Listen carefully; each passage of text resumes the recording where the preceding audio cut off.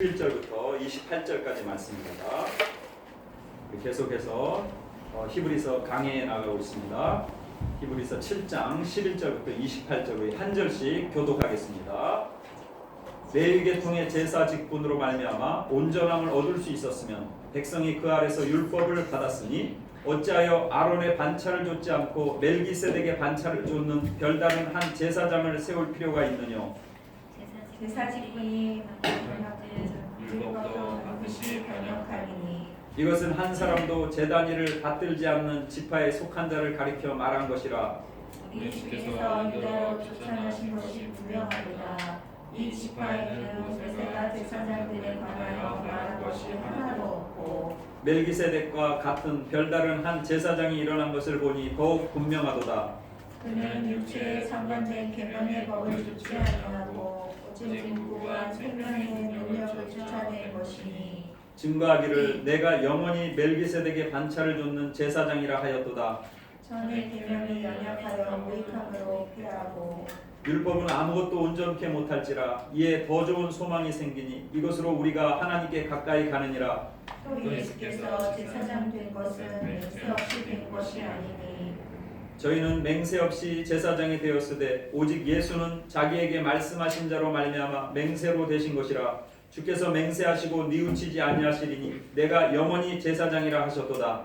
이와 같이 예수는 더 좋은 언약의 보증이 되셨느니라. 저희 제사장 된 자의 수요가 많은 것은 죽음을 인하여 항상 잊지 못함이로되 예수는 영원히 계시므로 그 제사 직분도 갈리지 아니하나니 그러므로 자기를 힘입어 하나님께 나아가는 자들을 온전히 구원하실 수 있으니 이는 그가 항상 살아서 저희를 위하여 간구하심이니라. 이러한 대제사장은 우리에게 합당하니 거룩하고 안이 없고 더러움이 없고 죄인에게서 떠나계시고 하늘보다 높이 되신 자라. 저가 저 대제사장들이 먼저 자기 죄를 위하고 다음에 백성의 죄를 위하여 날마다 제사 드리는 것과 같이 할 필요가 없으니 이는 저가 단번에 자기를 드려 이루셨음이니라. 다같이 율법은 약점을 가진 사람들을 제사장으로 세웠거니와 율법 후에 하신 맹세의 말씀은 영원히 온전케 되신 아들을 세우셨느니라. 아멘. 네, 오늘은 본문 말씀을 이해하는데 중요한 열쇠가 되는 구절이 7장 19절 말씀이죠. 19절 율법은 아무것도 온전케 못할지라. 이에 더 좋은 소망이 생기니 이것으로 우리가 하나님께 가까이 가느니라. 히브리서 기자는 인간의 최대 이상이란 하나님께 더 가까이 나가는 것이라고 말씀하고 있습니다. 그리스도인의 가장 큰 소망은 바로 날마다 더 가까이 더 깊이 그분께 나아가는 것인 줄 믿습니다. 찬송가 가운데 귀하신 주여 날 붙드사 주께로 날마다 더 가까이 라는 그런 찬송이 있죠. 이 세상에 살면서 가장 귀한 축복은 하나님께 더 가까이 가는 것입니다. 그러면 하나님의 최대 이상은 무엇일까요? 역시 마찬가지입니다. 우리 죄인인 우리가 타락하지 않고 지옥 자식 되지 않고 하나님 편으로 더 가까이 이끄시는 것, 그것이 그분의 간절한 소망이십니다. 그래서 예수 그리스도를 세상에 보내주셨던 거죠. 예수님은 우리를 구원하시고 버리지 아니하시기 위해서 또 우리를 자기 자녀로 삼으시기 위해서 또 성령도 보내주셨습니다. 구약에서는 하나님께 더 가까이 나아가기 위해서 중요한 두 가지 방법을 사용하게 해주셨습니다. 첫 번째가 율법이고 두 번째가 제사 제도입니다. 죄인인 인간은 하나님을 만날 수 없기 때문에 하나님을 가까이 만날 수 있도록 주신 것이 율법입니다. 모세와 선지자를 통해서 하나님의 말씀을 인간들에게 주셨고 인간들이 이 율법을 듣고 지켜 순종함으로 하나님의 자녀가 되고 하나님께 가까이 나아갈 수 있는 길을 만들어 주셨습니다. 그런데 사람이 율법을 다 잘 지켰으면 얼마나 좋았을까요?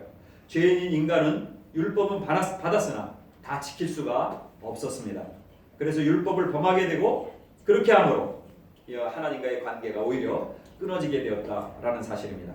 그래서 하나님이 주신 두 번째 장치가 제사법인데 율법을 지키지 못한 인간이 하나님으로부터 그대로 버림받지 않기 위해서 또 그들의 죄와 허물을 용서받을 수 있게 하는 제물을 바치게 한 것입니다. 이 제물로 제사를 드리는 것은 하나님이 자기 백성들이 더 가까이 나올 수 있도록 하기 위한 택하신 방법이죠. 그래서 구약에 보면 수많은 제사법이 나타나고 있는 것입니다. 제사의 종류가 그렇게 많은 것은 자기 백성을 찾으시는 그 하나님의 간절한 마음을 드러내고 있습니다. 이 두 가지를 생각해 볼 때 하나님이 얼마나 우리를 사랑하셨고 우리를 위해서 얼마나 놀라운 배려를 하고 계신지를 우리는 잘 알 수 있습니다. 그러나 문제는 이러한 율법과 제사가 근본적인 문제를 해결하지 못하는 데 있습니다.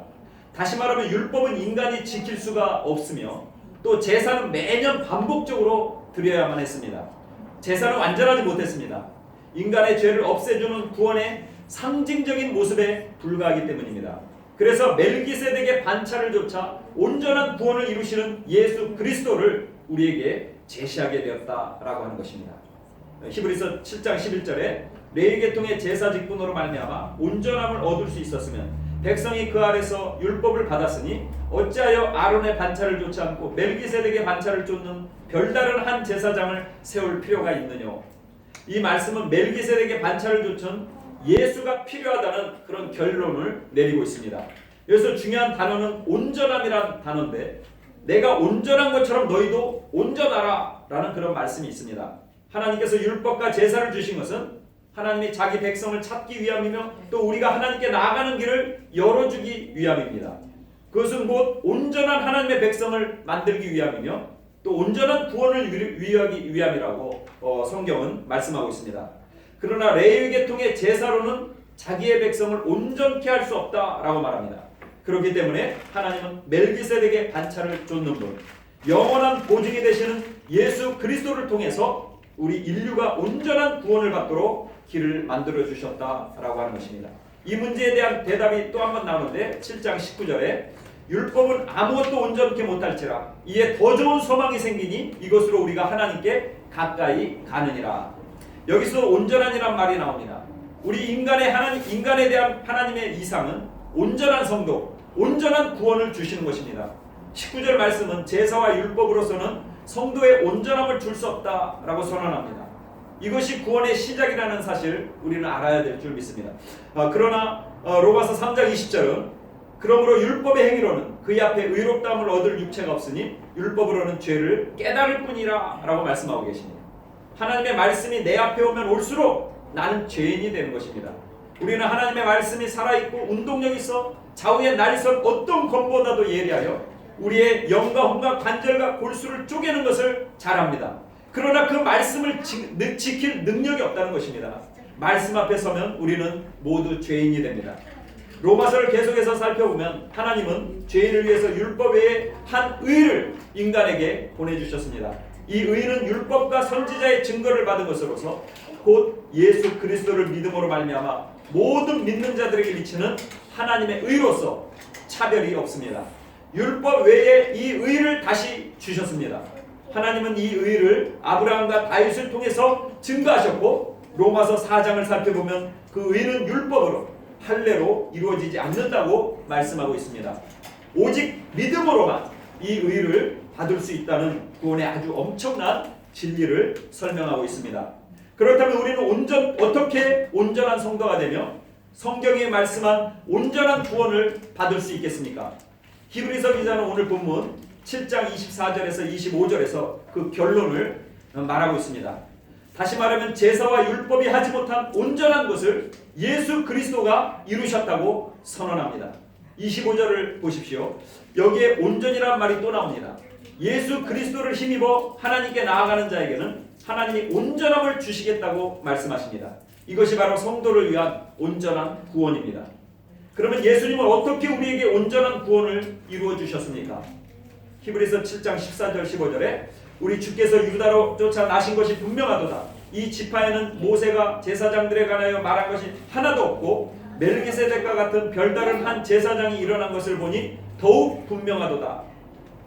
예수께서 온전한 구원을 이루실 수 있는 첫 번째 이유는 아론의 지파가 아닌 유다 지파로서 멜기세덱의 반차를 쫓는 제사장이셨기 때문입니다. 우리는 7장 11절에서 아론의 지파인 레위 계통의 제사로서는 온전함을 얻을 수 없다는 말씀을 들었습니다. 구약의 제사는 불완전합니다. 그래서 아론 계통과 레위 계통의 제사로는 구원이 온전히 이루어지지 않습니다. 예수님께서는 아론의 지파나 레위 지파가 아니라 유다 지파입니다. 그리고 멜기세덱의 반차를 쫓아서 온전한 구원을 이루기 위해서 오셨습니다. 이것이 첫 번째 근거입니다. 예수님이 온전한 구원을 이루실 수 있는 두 번째 이유, 7장 16절에서 17절에 있는 말씀입니다. 그는 육체에 상관된 계명의 법을 좇지 아니하고 오직 무궁한 생명의 능력을 좇아 된 것이니 증거하기를 내가 영원히 멜기세덱의 반차를 좇는 제사장이라 하였도다. 이 말씀은 해석이 좀 필요한데, 구약에서 레위 계통의 제사장이 되려면 두 가지 자격 요건을 갖추어야 했습니다. 첫째는 레위 계통에서 나온 지파여야 합니다. 둘째는 레위기 21장 16절에서 23절에서 언급하고 있는데, 신체적 결함이 없어야 제사장이 될 수 있습니다. 다리가 부러졌다든지 손이 상하든지 눈이 안 보인다면 제사장이 되지 못했습니다. 제사장은 온전한 육체를 가진 사람이어야 합니다. 이것이 바로 육체에 상관된 계명의 법을 말합니다. 그러나 예수님은 이 법을 쫓지 않으셨습니다. 이 법을 쫓게 되면 예수님도 결국 제한된 제사를 할 수밖에 없고, 그러면 인간을 온전히 구원할 수 없다는 얘기가 됩니다. 그러면 예수님은 제사를 어떻게 드리셨습니까? 예수님에게는 신체적 조건이 문제가 되지 않습니다. 오직 생명의 무궁한 능력을 쫓아서, 다시 말하면 예수님은 육체적 조건이 아니라 그의 내면적 조건인 인격과 성품, 자신의 신적 본질에 의해서 구원을 이루셨습니다. 이것이 성경이 제시하는 두 번째 이유죠. 예수님의 온전한 구원을 이루실 수 있는 세 번째 이유, 7장 20절에서 21절에 기록되어 있는 말씀에서 우리 알 수 있는데, 바로 맹세라는 부분입니다. 이 구약의 제사장들은 맹세로 제사장이 된 것이 아니죠. 레위 계통의 제사장들은 맹세 없이도 세움을 입었고 그 직분이 변천적이고 임시적이었습니다. 그들은 장차 올 예수 그리스도의 제사장직의 그림자로서의 사역을 담당했을 뿐입니다. 그러나 예수님은 맹세하시고 제사장이 되셨고, 예수님의 제사장직은 변치 아니하시는 직분이었습니다. 시편 110편 4절에 그 말씀이 기록되어 있습니다. 멜기세덱에 관한 이야기를 다루면서 여호와는 맹세하시고 변치 아니하시리라는 말씀으로 예수 그리스도가 참 구원의 제사장이라는 것을 보여주셨습니다. 이러한 세 가지 이유로 해서 오늘 본문 22절에 결론을 내립니다. 이와 같이 예수는 더 좋은 언약의 보증이 되셨느니라. 예수님의 제사 직분은 영원한 것이므로 사라지지 않으며 예수의 제사 직분이야말로 참 언약의 보증이 되셨다라고 말씀하고 있는 것입니다. 보증을 선다는 것이 얼마나 어려운 일인지는 여러분도 잘 아실 것입니다. 보증 잘못 썼다가 전 재산 다 날리고 패가 망신한 사람들이 참 많습니다. 보증이라고 하는 것이 이렇게 중요합니다. 그런데 우리의 구원의 보증을 누가 셨었습니까? 예수님이십니다. 이것은 예수님이 맹세하시고 하늘의 권위로 세우셨다는 약속입니다. 구원이 단순한 것 같지만 주님께서는 이 구원의 잔치를 베푸시기 위해서 엄청난 배려와 완벽한 계획과 하나님의 확실한 보증을 주셨습니다. 그러므로 우리의 구원은 아무도 빼앗을 자가 없습니다. 우리의 구원은 이처럼 틀림없고 완전한 반석 위에 세워졌습니다. 그러나 대부분의 사람들이 구원에 대한 지식이 없기 때문에 이단들에게 흔들리고 세상의 고난에 흔들립니다. 구원의 확신이 없기 때문에 기분이 좋으면 예수 잘 믿고 기분 나쁘면 예수 덜 믿는 경우가 얼마나 많은지 모릅니다. 성경은 이런 사람들을 위한 그런 온전한 구원, 우리 주님이 인치시고 보증하신 이런 구원을 말씀하고 있습니다. 예수님이야말로 구원에 절대적 부족함이 없는 전부이십니다. 그런데 이단이란 무엇입니까? 처음은 같은데 끝이 다른 것, 이단입니다. 이단은 다른 것이 아닙니다. 예수만 가지고는 부족하다는 것이 이단입니다. 예수에 뭔가 더 필요하다고 얘기합니다. 구원받기 위해서는 인간의 노력이 조금 더 필요하다. 예수 믿는 것도 좋지만 내 선행도 필요하다. 성경책도 좋지만 성경책만으로는 부족하니까 원리강론이 하나 더 필요하다. 이렇게 얘기하는 것이 이단입니다. 성경책도 좋지만 거기에 몰몬경을 하나 더 보충해야 되겠다. 예수님의 구원도 좋지만 이만희가 하나 더 필요하다. 그래서 보완을 해야 되겠다 생각하는 것이 바로 이단입니다. 그러나 우리의 구원은 예수님으로 충분히 만족됨을 믿으시기 바랍니다. 그것입니다. 바로 예수로만 끝이라는 것입니다. 완벽하고 완전하게 이루어진 구원입니다. 이것이 흔들려서는 절대 안 되겠습니다. 마귀 혹은 천사가 와서 우리의 구원을 흔든다 할지라도 흔들려서는 안 됩니다. 우리가 받은 구원은 바로 이런 구원입니다. 하나님이 이처럼 기가 막히게 완벽하게 계획해서 주신 것이 우리가 받은 구원이라는 것입니다. 그렇다면 완전한 구원을 베풀어 주신 예수님은 어떤 분이십니까? 첫 번째, 오늘 본문 7장 25절 상반절에 자기를 힘입어 하나님께 나아가는 자들을 온전히 구원하실 수 있으니 라고 말씀합니다. 우리 주님은 구원하실 수 있는 분입니다. 그분은 능히 우리를 구원하실 수 있는 완전하신 분입니다. 예수 그리스도가 실로 우리의 모든 문제의 해답이심을 믿으시기 바랍니다. 예수님은 우리 건강의 해답이십니다. 예수님은 우리 삶의 해답이십니다. 예수님은 우리의 모든 것의 해답이십니다. 이 지상에서의 해답일 뿐만 아니라 영원에 가서도 그분은 우리의 해답이십니다. 예수님에게는 능치 못함이 없으십니다. 그분은 모든 것을 하실 수 있습니다. 예수 그리스도를 믿는 자들에게는 하나님의 자녀가 되는 권세를 주십니다. 영접하는 자, 곧 그 이름을 믿는 자들에게는 하나님의 자녀가 되는 권세를 주신다고 요한복음 1장 12절에 분명히 말씀했습니다. 예수 그리스도를 믿으면 영생을 얻습니다. 내 말을 듣고 또 나 보내신 이를 믿는 자는 영생을 얻었고 사망에서 생명으로 옮겼다고 말씀하고 있습니다. 주님은 우리들에게 영생을 주시는 분이십니다. 예수를 믿으면 능력이 생깁니다. 땅의 힘이 아니라 하늘의 능력이 주어집니다. 예수를 믿으면 마음의 평화가 생깁니다. 예수를 믿으면 삶의 목표가 분명해집니다. 예수 그리스도를 믿으면 마음의 용서가 생기고 사랑이 생깁니다. 주님이 주신 능력입니다. 이렇게 예수님은 모든 것을 하실 수 있는 분이라는 사실을 기억하시기 바랍니다. 나는 할 수 없지만 그분은 반드시 하실 수 있습니다. 둘째, 본문 25절 하반절에 이는 그가 항상 살아서 저희를 위하여 간구하심이니라 라고 기록하고 있습니다. 주님은 우리의 구원을 위해 지금도 기도하고 계신 분입니다. 죽은 분이 아니라 살아계신 분입니다. 무덤에 갇혀있는 것이 아니라 지금 우리의 마음속에 우리 옆에 계십니다. 우리는 기도하지 않을지라도 주님은 우리를 위해 기도하고 계십니다. 우리가 깨닫지 못해도 우리를 위해 기도하고 계십니다. 주님은 특별히 어떤 기도를 하고 계십니까? 우리의 구원을 위해 기도하고 계십니다. 구원에 확신이 없는 사람이 구원을 분명히 깨닫도록 기도하고 계시며 우리가 전도하는 사람들의 구원을 위해 기도하고 계십니다. 이렇게 기도처럼 중요한 것이 없고 기도해 주는 사람처럼 고마운 사람이 없습니다. 제가 제일 고마운 것은 성도들이 저를 위해 기도해 주는 것입니다. 제가 성도들에게 해줄 수 있는 최대의 축복도 기도라고 믿습니다. 한 가정 한 가정, 한 사람 한 사람 기억하면서 기도해 주는 것이 가장 큰 축복임을 우리는 알아야 합니다. 주님은 우리를 위해 지금도 기도하고 계십니다. 우리의 고통을 아시고 우리의 병든 것을 아시고 우리의 상처를 아시는 그분이 우리를 위해 기도하고 계십니다. 세 번째, 본문 7장 26절은 이러한 대제사장은 우리에게 합당한 분이라고 분명히 말씀합니다. 주님이 우리에게 가장 합당한 분입니다. 가장 적당한 분이십니다. 제게 있어서 제일 적당한 사람은 제 아내입니다. 그 이상 적당한 사람이 없습니다. 마찬가지로 우리 모두에게 가장 적당하고 합당한 분은 예수 그리스도이십니다.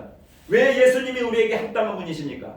5가지 이유 때문에 그렇습니다. 첫 번째, 그분은 거룩하신 분이기 때문입니다. 거룩은 하나님과 사귐을 의미합니다. 하나님의 완전함을 의미합니다. 우리 예수님은 거룩하시기 때문에 우리의 죄를 씻어주실 수 있음을 믿어야 합니다. 그분은 거룩하신 분입니다. 그러므로 우리의 더러움을 다 감춰주십니다. 둘째, 예수님은 우리에게 향한 그 이유는 우리에게 합당한 이유는 그분에게는 악이 없으시기 때문에 그렇습니다. 악이 없는 상태를 우리는 선이라고 얘기합니다. 순수하고 독이 없는 상태, 하나님의 사랑과 친절과 선함이 가득한 분이 바로 예수 그리스도라는 것입니다. 예수 그리스도는 순수하시고 청순하신 분입니다. 불결하고 더러운 우리의 영혼을 그분은 깨끗하게 씻어주십니다. 그래서 예수님 앞에 가면 내 영혼이 깨끗해지는 것을 누구든지 느낄 수 있습니다. 예수님은 지저분하고 더러운 생각, 시기와 정욕과 미움이 가득 차 있는 내 마음과 영혼을 깨끗하게 씻어주실 수 있는 유일한 분이십니다. 세 번째, 예수님이 우리에게 합당한 이유는 더러움이 없으신 분이기 때문입니다. 흠이 없고 깨끗합니다. 한 송이 꽃과 같습니다. 그분은 어떤 흠이나 결점도 없기 때문에 우리를 더러움에서 구원해 주십니다. 네 번째, 예수님은 죄인과 구별되신 분이기 때문에 우리에게 합당하십니다. 예수님은 죄인의 친구입니다. 예수님은 죄인을 위해 죽으셨습니다. 죄인의 모습으로 세상에 오셔서 죄인이 겪어야 할 모든 수모와 죽음과 고통과 눈물뿐만 아니라 죄인의 연약함도 다 체험하셨습니다. 그러나 그분은 죄인이 아닙니다. 죄인과 구별되신 분입니다. 죄가 없으셨기 때문에 죄를 사할 수가 있는 것입니다. 죄가 없으셨기 때문에 우리를 위해 죽으실 수 있었습니다. 다섯 번째, 예수님이 우리에게 합당한 이유는 하늘보다 높이 되신 분이기 때문에 그렇습니다. 예수님은 승천하셔서 최고의 지위에 오르셨습니다. 예수님은 지금도 하나님의 우편에 앉아서 우리를 위해 기도하고 계시며 우리의 삶을 다스리십니다.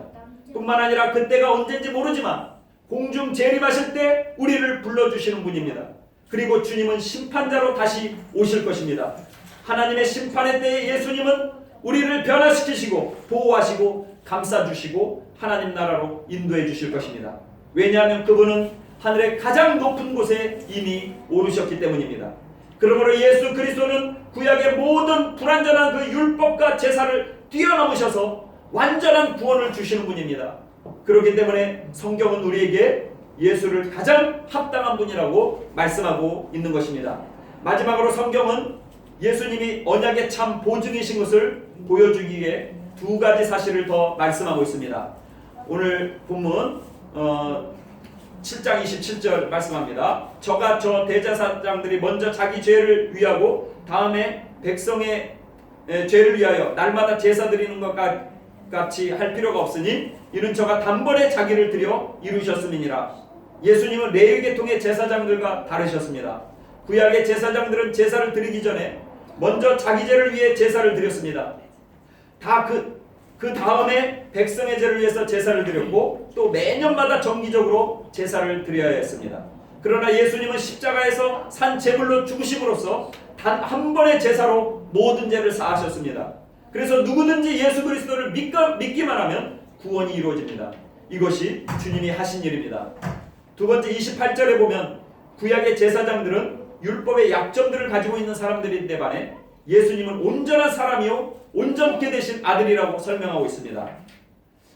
율법은 약점을 가진 사람들을 제사장으로 세웠거니와 율법 후에 하신 맹세의 말씀은 영원히 온전케 되신 아들을 세우셨느니라. 28절에 말씀하고 있죠. 그런데 왜 이러한 내용들을 성경에 실었을까요, 여러분? 우리의 구원이 얼마나 깊고 오묘하고 완전한 것인가를 보여주기 위해 이런 것들을 기록하고 있습니다. 이 세상에는 너무나 많은 환난과 고통과 전쟁과 어려움이 있고 구원을 의심할 만한 일들이 수없이 일어나기 때문에 성도들은 유혹에 흔들리곤 합니다. 그런 이들에게 내가 받은 구원은 바로 이런 구원이다 라는 것을 더 깊이 깨우쳐 주시기 위해서 이런 내용들이 성경에 기록된 것입니다. 여러분, 우리의 받은 구원이 이렇게 온전한 구원임을 깨달았다면 다음 세 가지를 잊지 않기를 간절히 바랍니다. 첫 번째, 두려움과 제약에서 벗어나길 간절히 바랍니다. 불안해하지 마십시오. 하나님이 보증수표이십니다. 예수님이 언약의 보증이시라고 말씀하고 있습니다. 그러므로 두려워하거나 죄의식 속에서 고민하지 않길 바랍니다. 둘째, 온전한 예수에 대한 구원의 자리를 붙잡고 흔들리지 않기를 바랍니다. 지금 우리 주위에는 이단들이 얼마나 많은지 모르겠습니다. 얼마나 시끄러운 세상에 우리가 살고 있습니까? 그러므로 구원의 진리를 분명히 갖기를 간절히 바랍니다. 마지막 세 번째, 담대히 은혜의 보좌 앞에 나아가시기를 바랍니다. 이 모든 것은 하나님이 예비해 두셨습니다. 우리를 위해서 이미 하나님이 모든 것을 준비해 주셨습니다. 이런 구원의 즐거움을 만끽하면서 이제 복음의 산 증인들이 되시기를 간절히 바랍니다. 이렇게 주님은 우리에게 구원의 온전한 역사와 하나님 앞에 담대히 나아갈 수 있는 길을 보여주셨습니다.